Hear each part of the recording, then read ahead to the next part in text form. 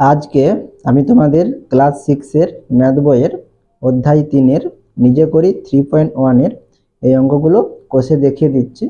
তোমরা যারা চ্যানেলে নতুন অবশ্যই চ্যানেলটিকে সাবস্ক্রাইব করে নিও এবং যারা আগে থেকে সাবস্ক্রাইব করে রেখেছো তাদেরকে অসংখ্য ধন্যবাদ। তাহলে এখানে দেখো নিজে করি 3.1-এ কি বলেছে, নিচের সংখ্যাগুলির সব থেকে কাছে 10-এর গুণিতকে পূর্ণ সংখ্যা খুঁজি। তাহলে এখানে আমাদের 14টি অঙ্ক দেওয়া আছে। এই অঙ্কগুলো তোমাদের কিভাবে কষতে হবে সেটা তোমাদের এখানে এই বক্সের মধ্যে সংক্ষেপে এখানে দেওয়া আছে। আমি কিন্তু একটু তোমাদের বিস্তারিতভাবে আলোচনা করে দিচ্ছি যাতে তোমাদের জলের মতো পরিষ্কার হয়ে যায় এই অঙ্কগুলো কষার জন্য। সেই জন্য আমি তোমাদের 53 নম্বর পৃষ্ঠা থেকে দেখিয়ে দিচ্ছি, তোমরা একবার দেখে নাও এখানে, ঠিক আছে? তাহলে এখানে দেখো কি বলেছে, 3 নম্বর অধ্যায় সংখ্যা বিষয়ে যুক্তিসম্মত অনুমান। তাহলে এখানে দেখো 0 থেকে 39 পর্যন্ত তোমাদের বক্সের মধ্যে নম্বরগুলো লেখা আছে। আর এখানে দেখো তোমাদের রং করা আছে কোথায়, 0-তে, 10-এ, 20-তে এবং 30-এ। তাহলে কিভাবে রং করা হয়েছে, 10-এর গুণিতক হিসাবে রং করা হয়েছে। 10 একে 10, 10 দুগুণে 20, 10 তিনে 30 আর 10 চারে 40। এখানে 40 নেই, সেই জন্য এখানে রং করা নেই। আর 10 শূন্যে কত হয়, 0 হয়, সেই জন্য এখানে 0-তে রং করা হয়েছে। এরপরে কি বলেছে দেখো, আমি সোফিয়া ও শুভম 3 জনে মিলে আজ নতুন খেলা খেলবো। খেলার নিয়ম হলো, তাহলে খেলার নিয়মটা কি, প্রথমে উপরের ছকে 10-এর গুণিতকের ঘর রঙিন করব। তাহলে রঙিন করাই আছে তোমাদের। আমরা প্রত্যেকে 2টি ছক্কা একসাথে চালবো এবং মোট চাল গুণে এগিয়ে যাব। তাহলে এখানে লুডোতে যে ছক্কা থাকে, ছক্কাগুটি থাকে, এই ছক্কাগুটি আমরা যখন খেলবো, সেই লুডোতে ছক্কাতে যে দানটি পড়বে সেই দুটো দান আমরা একসাথে কি করব, যোগ করে আমরা কি করব, দানটা এগিয়ে যাব, ঠিক আছে, মানে গুটিটি চালবো। এরপরে কি বলেছে, যেখানে গিয়ে গুটি দাঁড়াবে সেই গুটির কাছাকাছি রঙিন ঘরের মানটাই আমরা চালের মান পাবো। এরপর দেখো প্রথম চাল, তাহলে এখানে কি বলেছে, শুভমের 2টি ছক্কাতে তাহলে কি পড়েছে, তাহলে এখানে দেখো 2 পড়েছে, এখানে 1 পড়েছে, তাহলে কত হবে, 2টি যোগ করলে 3, অর্থাৎ মোট 3 পড়েছে। তাই তার গুটি 3-এর ঘরে আসলো। তাহলে কোথায় যাবে, 3-এর ঘরে আসবে। তাহলে সোফিয়ার ছক্কা গুটিতে তাহলে কি পড়েছে, দেখো এখানে 4, এখানে 2, তাহলে কত হবে 6। তাই সোফিয়ার গুটি কত, তাহলে 6-এর ঘরে আসলো। আমার অর্থাৎ তোমার কত পড়েছে, দেখো এখানে 2 আর 2, তাহলে কত 4 পড়েছে। তাহলে আমার গুটি কত, 4-এর ঘরে আসলো। প্রথম চালে শুভম 3-এর ঘরে, তাহলে প্রথম চালে কত, 3-এর ঘরে। তাহলে 3-এর ঘর কোথায় আছে, এখানে 3-এর ঘর আছে। তাহলে এর আগে দেখো যে রং করা ঘর কত, 0-তে আছে, আর পরের রং করা ঘর কোথায় আছে, 10-এ আছে। তাহলে কোন ঘরটি দূরে হবে, 10-এর রং করা ঘরটি কি হবে, দূরে হবে, সেটা লেখা আছে দেখো।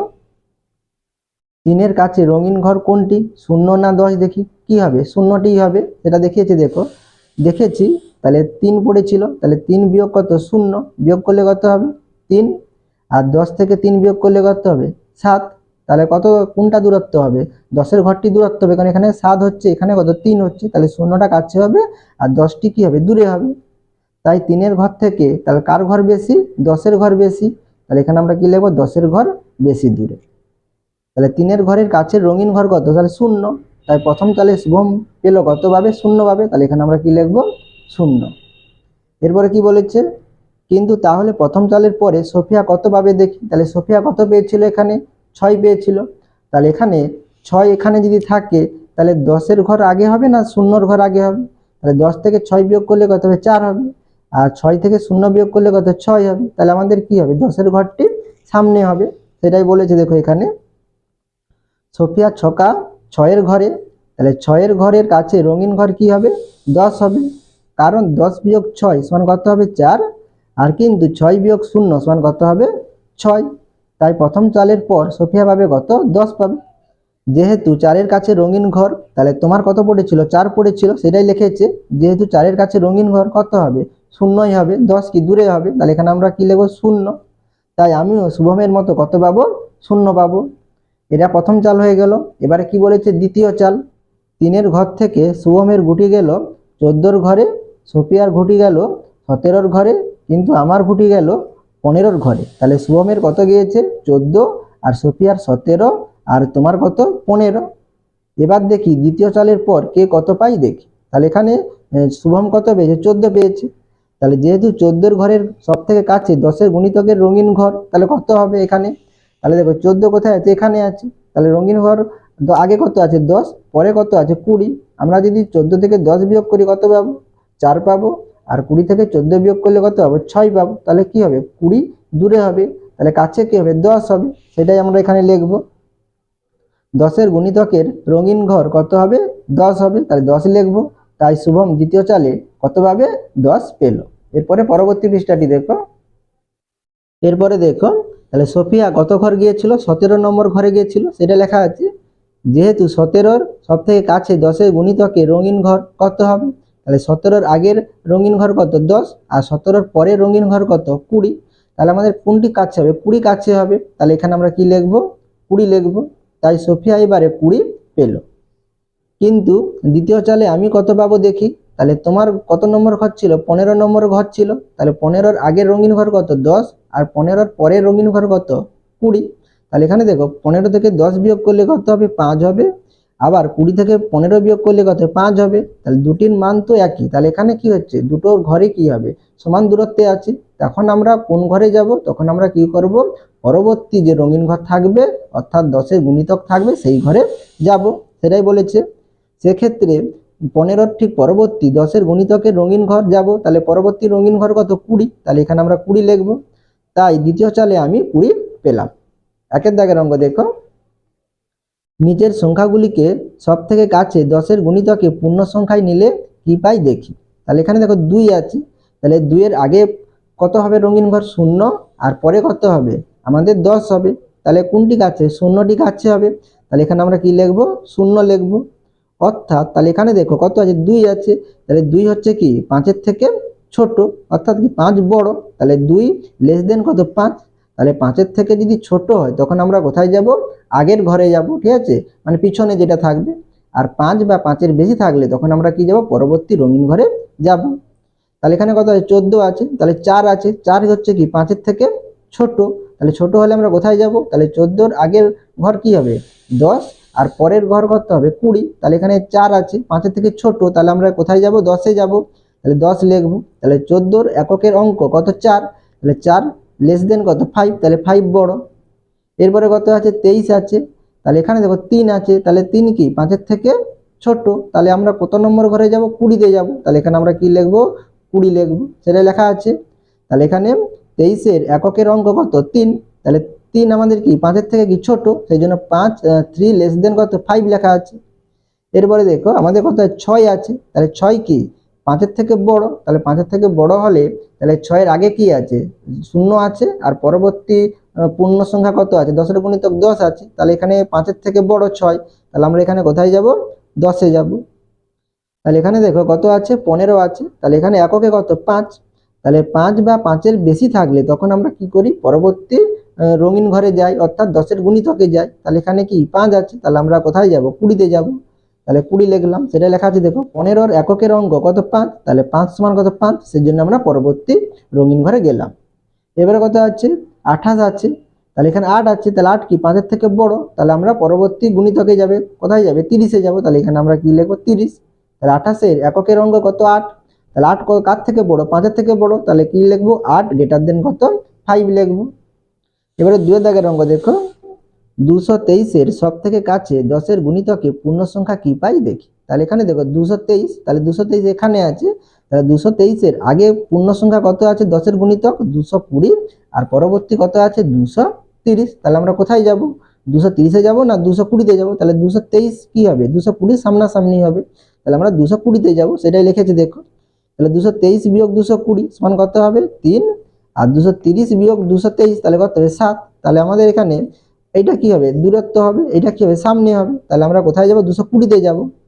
তাই 223-এর সব থেকে কাছে 10-এর গুণিতকে পূর্ণ সংখ্যা কত হবে? 220 হবে। এবারে 3-এর দাগে দেখো কি বলেছে?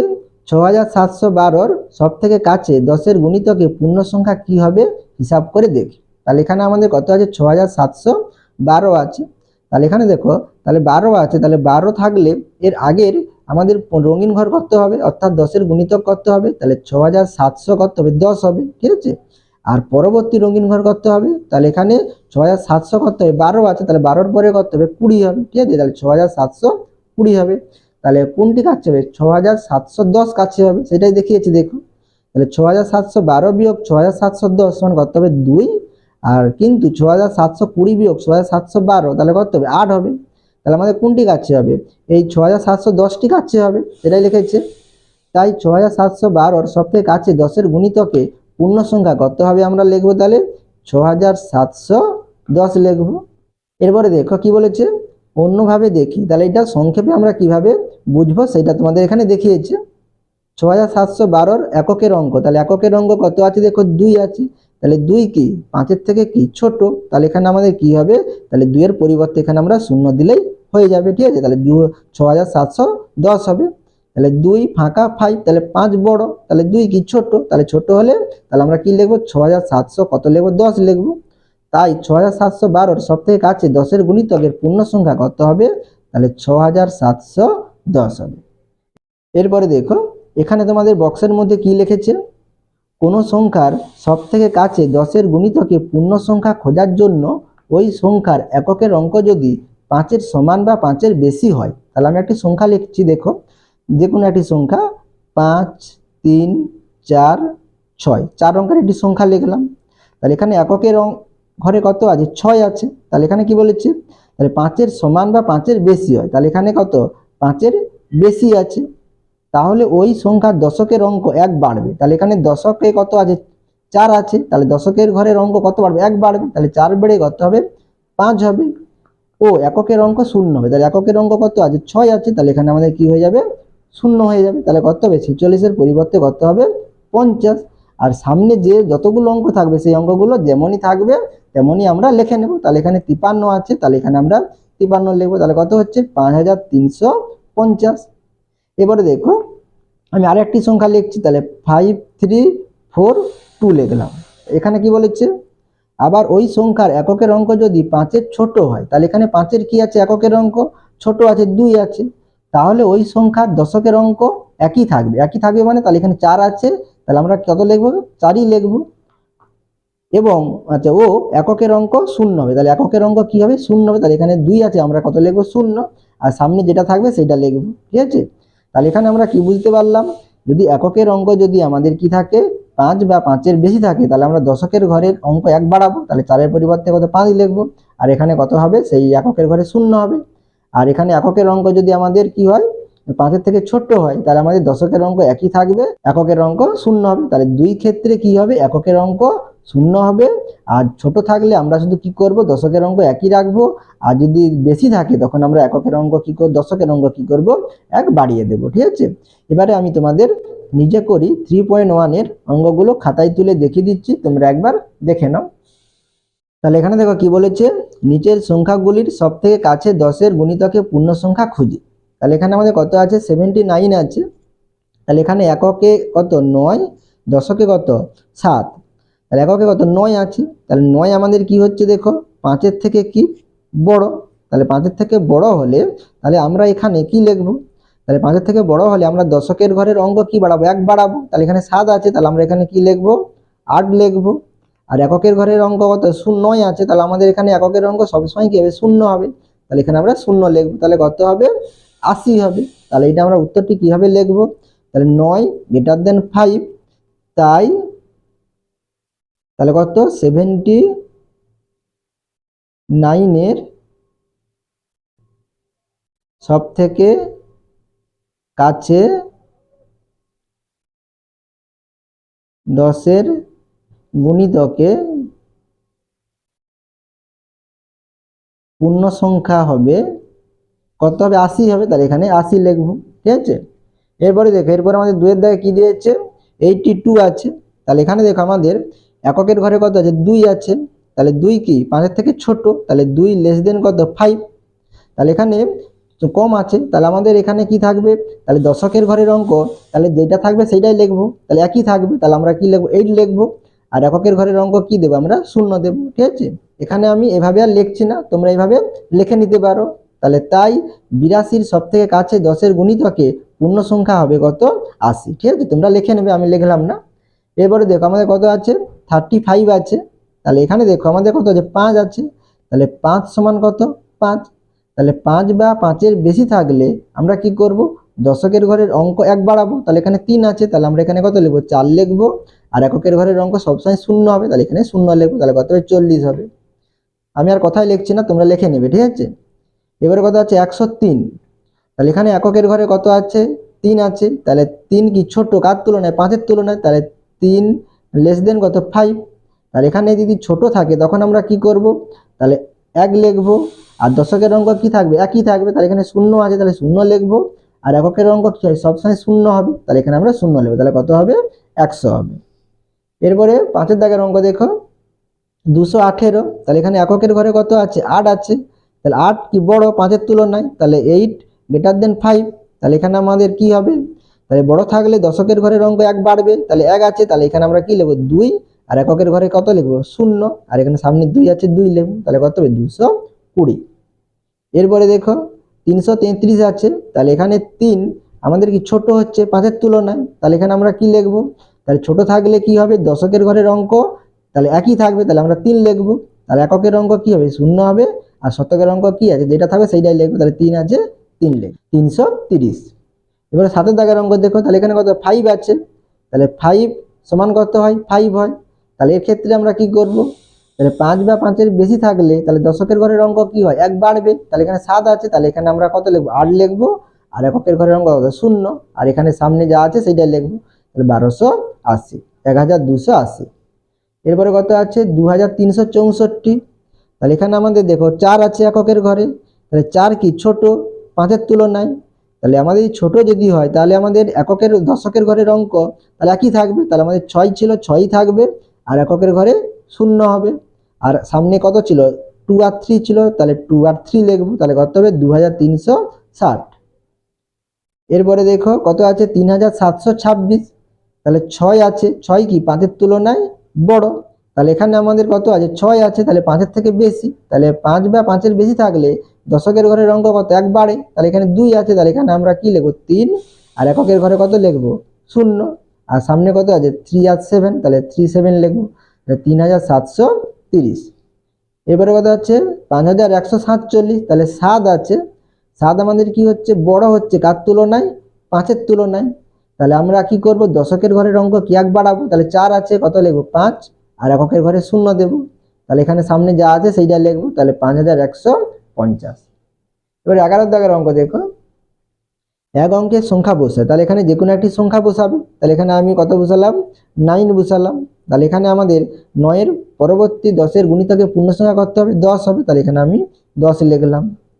2 অঙ্কের সংখ্যা বসাই, তাহলে এখানে 18 লিখলাম, তাহলে 18 লিখলে তাহলে 18 কি হবে, তাহলে এখানে একটু বুঝিয়ে দিচ্ছি দেখো, তাহলে 8 আছে, তাহলে 5-এর বেশি, তাহলে 5-এর বেশি থাকলে তাহলে আর দশকের ঘরের অঙ্ক কি হবে 1 বাড়বে, তাহলে এখানে 1 আছে, তাহলে কত হবে 2 হবে, এখানে 8 আছে, তাহলে আমাদের কত হবে 0 হবে, তাহলে 20 হবে। আর 13 নম্বরের অঙ্ক দেখো 3 অঙ্কের সংখ্যা বসায়, তাহলে আমি এখানে এটা 3টে 9 বসালাম বোঝার সুবিধার জন্য, তাহলে এখানে কত আছে 9 আছে, তাহলে কি 5-এর বেশি, তাহলে 5-এর বেশি থাকলে তাহলে এখানে আমাদের কি হবে, তাহলে দশকের ঘরে যে অঙ্কটা থাকবে সেখান থেকে কি 1 বাড়বে, তাহলে এখানে 9 আছে, তাহলে 9 কে 1 বাড়ালে কত হবে 10 হবে, তাহলে আমরা এখানে 10-এর কিন্তু 10 লিখলে হবে না, তাহলে এখানে আমরা কি লিখবো 0 লিখবো। আর এখানে আমাদের এককের ঘরে 9 আছে, তাহলে এখানে সবসময় কি হয় 0ই হয়, তাহলে এখানে 0 লিখবো। তাহলে আমরা দেখো 1 লিখলাম না, সেই একটা কোথায় যোগ হয়ে যাবে 9-এর সঙ্গে যোগ হয়ে যাবে, তাহলে 9 কে করতে হবে 10, তাহলে করতে হবে 1000।